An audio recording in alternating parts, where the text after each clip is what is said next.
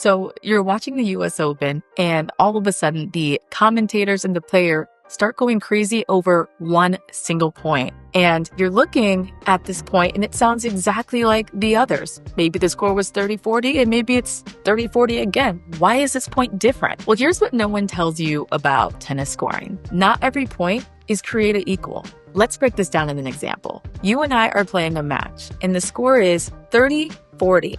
And if you're not super familiar or comfortable with tennis scoring yet, that's okay. I have some other videos you can check out that break it down really quickly. But all you need to know right now is that I have 2 points and you have 3 points in this game. You only need one more point in order to win the game. So you are serving. Let's say you hit a bomb serve and I can't return it. Well, now you just won that point. So you just won the game.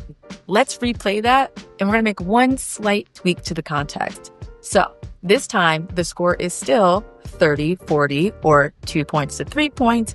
And you still need just 1 point to win the game. Except for this time, I'm the one that's serving. Let's say just like last time, you won the next point. So then you won the game. Except for this time, there's a huge emotional response from the players and from the commentators. So why is that different? Here's the deal. Context matters. So in tennis, because in the first example, you won the game, but you were serving, that is expected. So there's naturally an advantage in the expectation that the person who was serving will win that game. So in the second example, it was the same score. You still won the game, but I was serving. And the big difference is because I'm supposed to win that game. But since you won that game, you broke my serve, and that's not supposed to happen. So think about it as an upset happens. So that's just one example. There are many other contexts within a match that can cause the points to have a different impact, even though the points sound the same. Let's stick with our scenario of I have 30,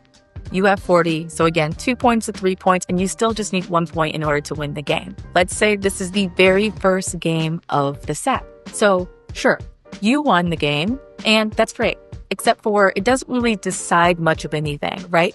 There's still a lot of potential for the match to go either way. Either I win or you win, and it's still unknown for what that outcome could be. Now, let's say it's in the first set still, and the score is 4 games to your 5 games. And again, if you're not super familiar with scoring just yet, all you need to know is that to win a set, it's first to 6 games. So if you win this next point, and let's say you do, that 1 point that was the same as every other time, that 1 point now means that you are an entire set ahead of me. So you won that set, taking the games from 4 games to 6 games. Let's fast forward in the match. Similar concept here, but you can see how each time the impact of that score, even though it's the same score, it changes. So let's say we're playing best 2 out of 3 sets. You're already up by 1 set.